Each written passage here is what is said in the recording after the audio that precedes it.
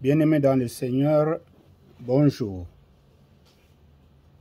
Nous entamons ce 24 septembre 2024 une émission intitulée Méditation matinale, Dieu nous parle.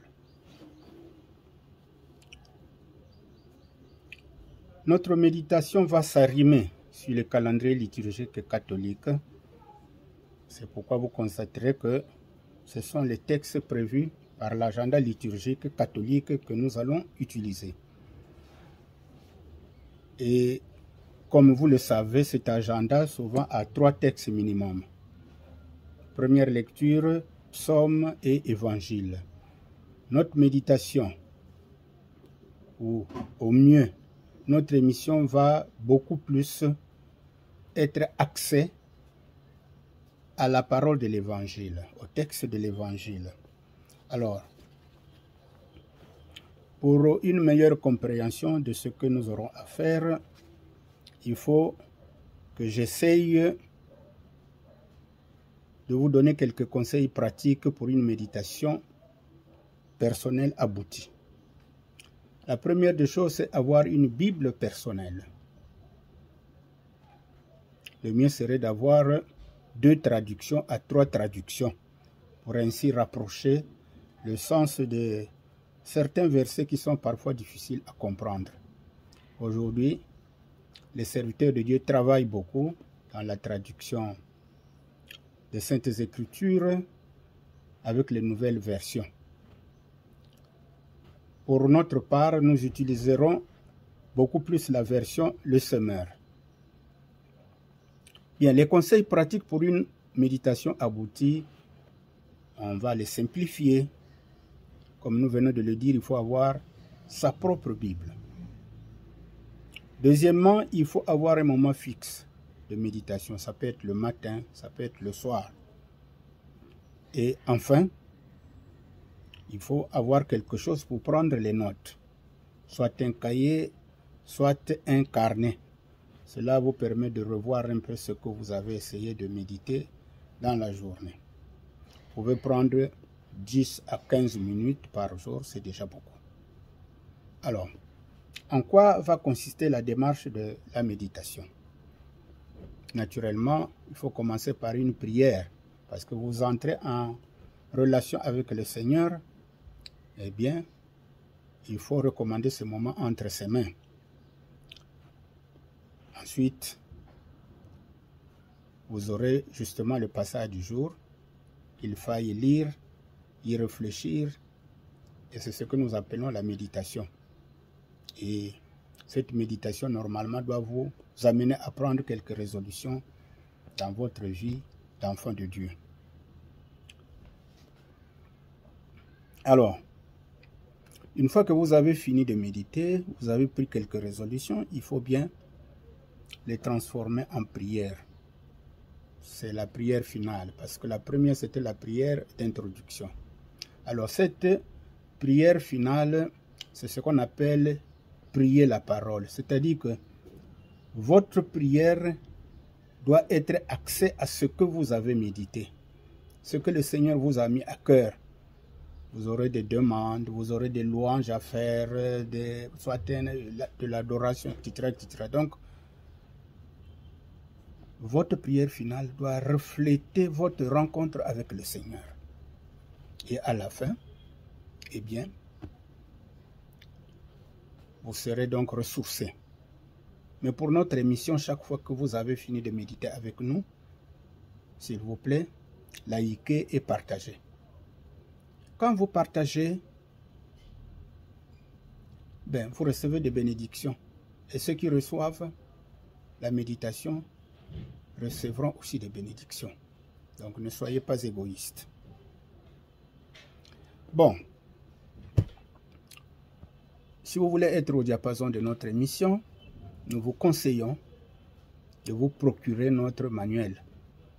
Le premier livre que nous avions eu à écrire s'appelle « Dieu nous parle ». C'est le tome 1, axé essentiellement sur l'enseignement de Jésus. Et nous avons fait des résumés surtout l'enseignement de Jésus, mais en relation avec les textes proposés par la liturgie de la parole, du calendrier liturgique catholique.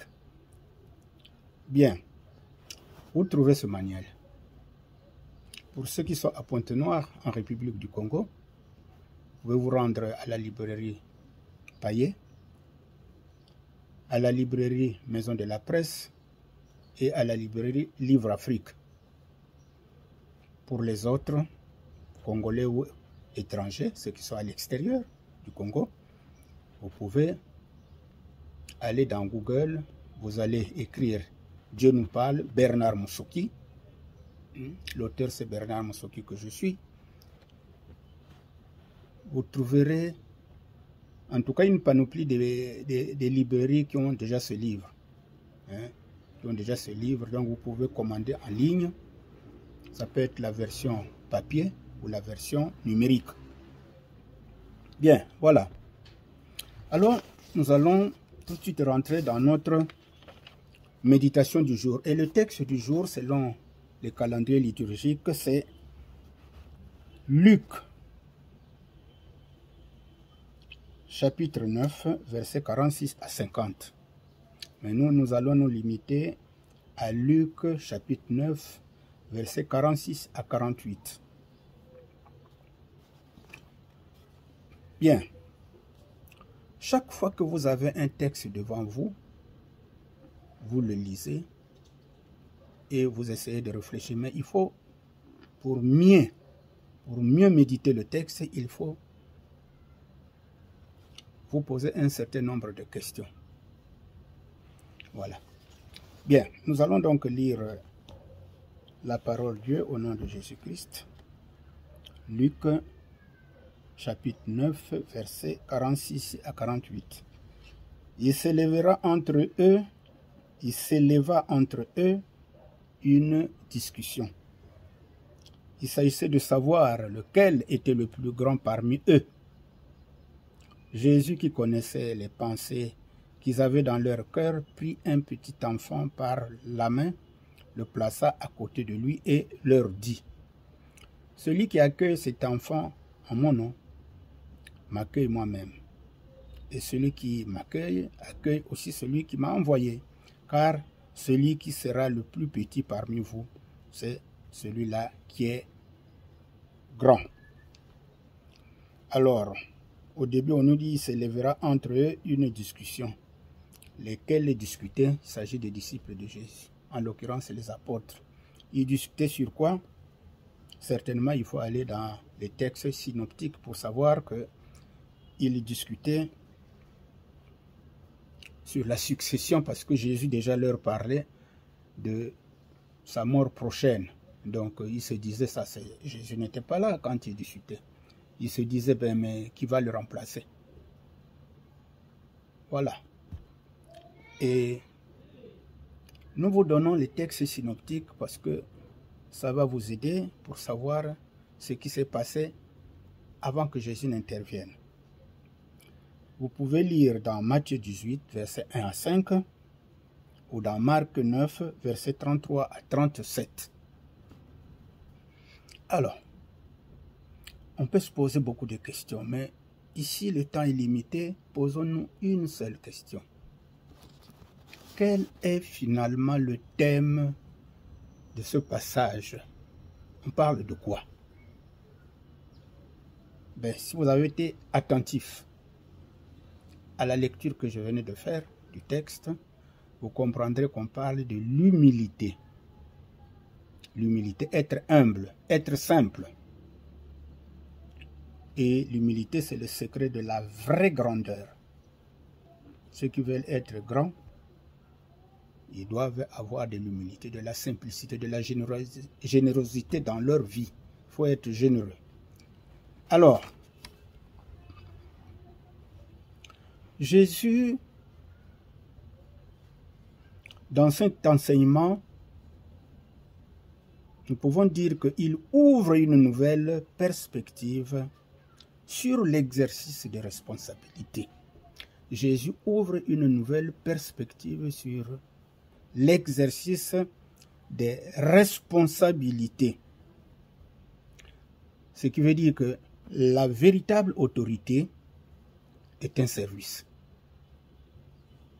Jésus n'est pas venu pour se servir, mais pour servir, pour nous servir. Et c'est cela qu'il veut faire comprendre à ses disciples. Et à nous aujourd'hui. Hier, c'était les apôtres, mais les disciples de Jésus, c'est nous aujourd'hui. Et dans les services, il faut savoir que il y a des choses qu'il faut savoir reconnaître. Il faut savoir reconnaître les valeurs des autres.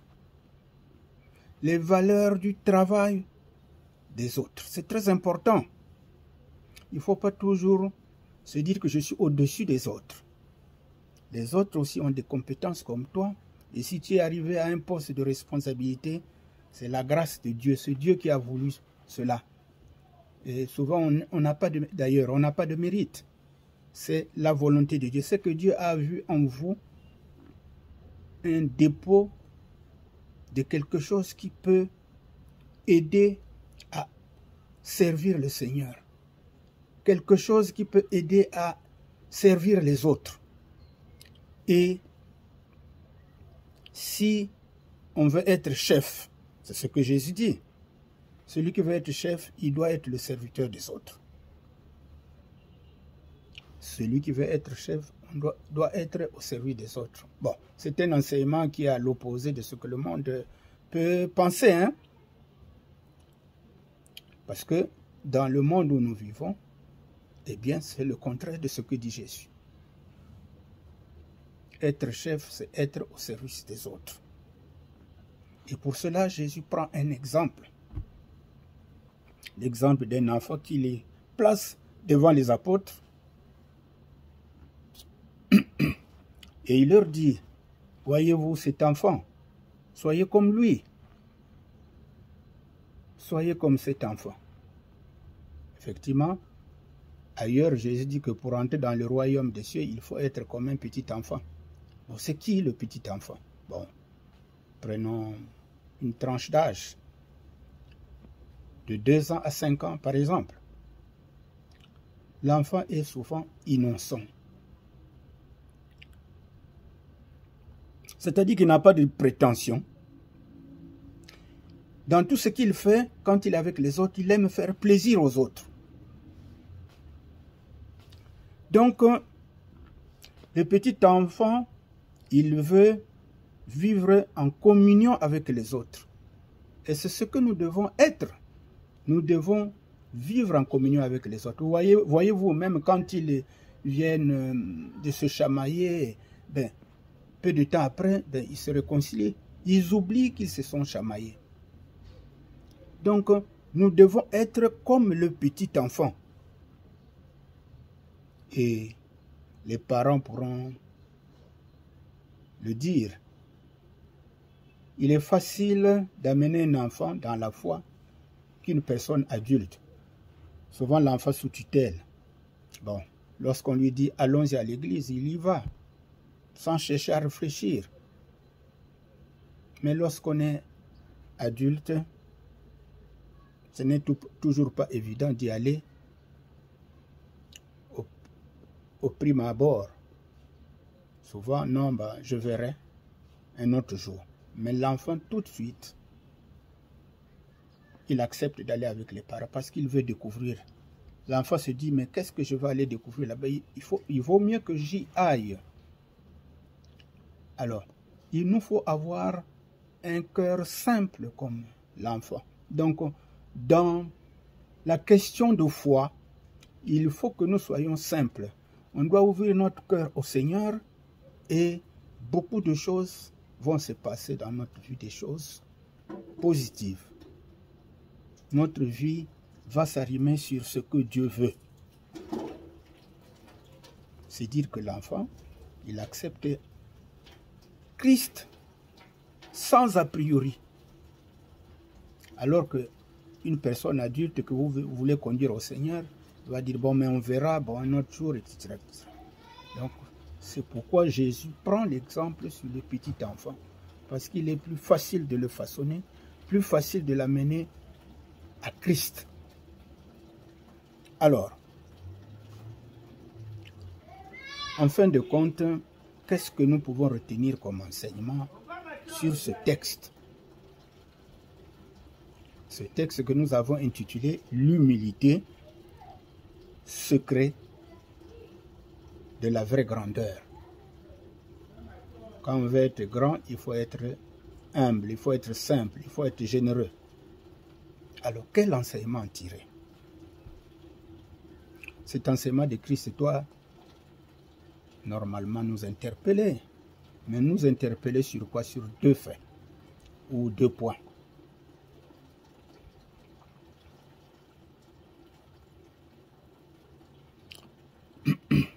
Sur le premier point, c'est le point relatif au sentiment de fierté. L'homme aime se faire valoir. Mais si l'homme se fait valoir pour la gloire de Dieu, c'est une bonne chose. Mais si c'est pour sa propre gloire, ce n'est pas bien. Parce que dans le texte, l'important c'est être au service des autres. Quand on est au service des autres, on est au service de soi-même aussi. Deuxième point, l'homme aime rechercher la reconnaissance ou qu'on puisse reconnaître son statut. Bon, je suis président et c'est ça qui fait sa fierté. Mais ce n'est pas ça qui devait faire notre fierté. Notre fierté serait que moi je suis président, mais est-ce que je suis utile pour Dieu? Est-ce que je suis utile pour les autres? Ou bien je suis utile pour moi-même? En d'autres termes, est-ce que mon service glorifie le Seigneur? Ou simplement le service glorifie ma vie personnelle?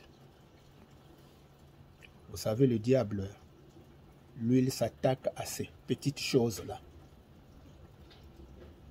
Si vous êtes orgueilleux, ce sentiment de fierté qui vous amène à l'orgueil, si vous recherchez toujours qu'on vous élève, donc la reconnaissance de statut, eh bien le diable va s'attaquer là. Il va s'attaquer là pour essayer de créer de la division. Au milieu où vous êtes, dans l'entité où vous êtes responsable. Ce que je dis pour les responsables, c'est aussi valable pour les simples chrétiens, ceux qui sont en assemblée.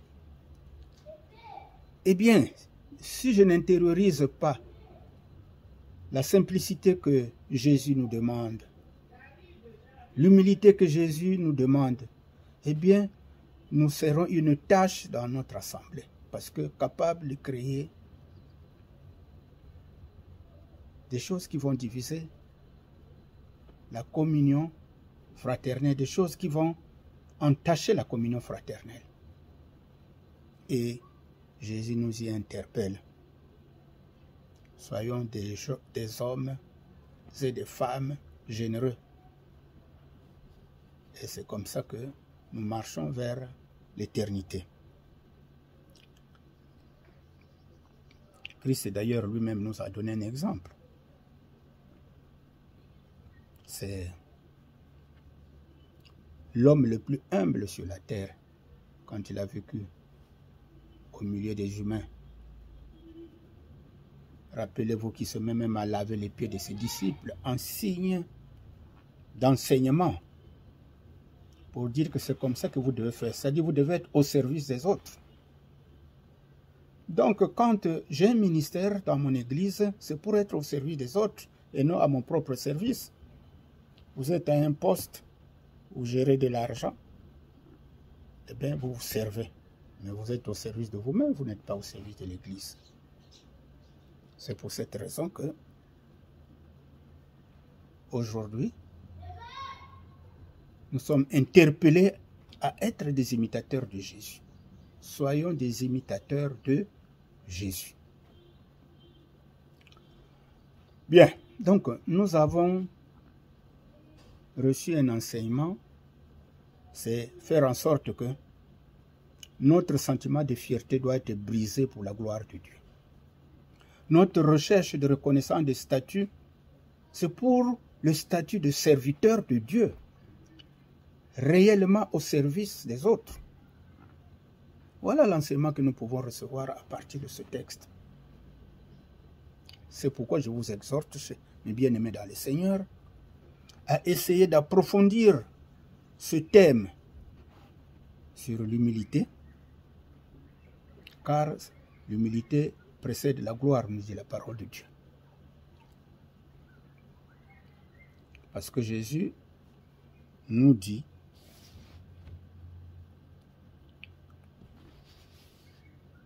que les premiers seront les derniers. Si je ne sers pas le Seigneur avec simplicité, avec déférence, avec générosité, eh bien, je suis en train de perdre mon temps parce qu'à la fin du temps, je serai jugé durement. Et quand on dit juger durement, ça veut dire que vous ne mériterez pas le royaume des cieux. Alors, tout ce travail que vous aurez fait, c'est pour qui? Certainement pour les autres, mais quand on fait un travail, soi-même on doit être récompensé et les autres aussi sont récompensés. Donc, si nous étions derniers, cherchons à être les premiers en marchant dans l'humilité. Et maintenant, soyons comme les chrétiens de Bérée. Parce que ce que je viens de développer en peu de temps, ce n'est pas suffisant. Que faisaient les chrétiens de Bérée dans Actes 17, 11? Chaque fois que Paul prêchait dans l'église de Bérée ou d'autres serviteurs, eh bien, soit individuellement à la maison, soit en assemblée, je ne sais pas comment ça se passait, mais ils vérifiaient si l'enseignement qui leur était donné était conforme à la loi et à la nouvelle économie, c'est-à-dire à l'Ancien Testament et au Nouveau Testament. Nous devons être des chrétiens avertis. Nous avons cette grâce, nous qui sommes de la nouvelle dispensation et surtout en cette période, nous qui sommes en 2024. La grâce que nous avons, c'est que nous avons beaucoup de traductions de Bible. Et la Bible est accessible à tous, à moindre coût. Donc nous pouvons nous ressourcer chaque jour dans la parole de Dieu pour que nous soyons des chrétiens dignes et solides, capables de témoigner le Christ avec beaucoup de dextérité, beaucoup d'honneur. Donc, merci beaucoup pour ceux qui nous ont écoutés. Likez et partagez la vidéo. Alors, pour terminer notre petite méditation, nous allons nous recommander au Seigneur. Il t'a plu, Seigneur, que ce jour, nous ayons accès à ce passage de l'Écriture qui nous parle de l'humilité. L'humilité précède la gloire. Merci, Seigneur, de faire de moi un homme brisé. Si j'étais orgueilleux, brise mon orgueil. Si je n'aimais pas méditer ta parole ou écouter ta parole, brise cet endurcissement pour que je puisse être un chrétien versé dans les Écritures, un chrétien qui aime aller à l'église écouter la parole de Dieu, un chrétien qui aime méditer la parole pour être adulte dans la foi. Merci Seigneur de ce que tu nous as instruit ce matin. Que ton nom soit honoré, exalté et glorifié. Nous avons ici prié dans le nom de Jésus-Christ. Amen.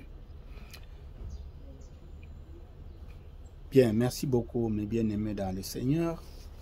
Je crois que vous avez compris que désormais chaque matin, nous aurons quelques minutes pour partager la parole de Dieu du jour par rapport au calendrier liturgique catholique. Donc, uniquement, nous allons méditer les textes de l'Évangile qui nous seront proposés du jour au jour. Et si vous avez des observations, en tout cas, elles sont les bienvenues, elles seront aussi les bienvenues.